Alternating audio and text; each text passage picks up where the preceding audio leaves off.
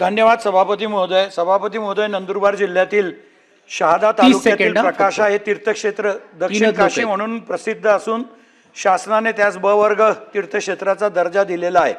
तेथे दर 12 वर्षांनी सिंहस्थ पर्वणी कुंभमेळा आयोजित केला जातो. सन 2027च्या सिंहस्थ पर्वणीचे ध्वजारोहण दिनांक 17 सप्टेंबर 2027 रोजी होणार असून सिंहस्थ ध्वज अवतरण दिनांक 14 ऑक्टोबर 2028 रोजी होणार आहे. या धार्मिक सोहळ्याला सुमारे 1 वर्ष चालणार असून 8 ते 10 लाख अधिक भाविक साधू संत येथे दर्शनासाठी येण्याची अपेक्षा आहे. ही ग्रामपंचायतीचं गाव आहे.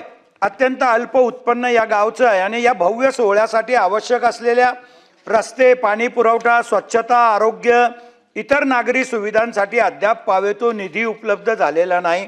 माननीय मुख्यमंत्री महोदयांनी सुद्धा या कुंभमेळ्यासाठी प्रकाशाला 130 ते 150 कोटी रुपये देण्याचं मान्य केलं होतं, जाहीर केलं होतं, परंतु अद्यापपर्यंत तो मंजूर झालेला नाही.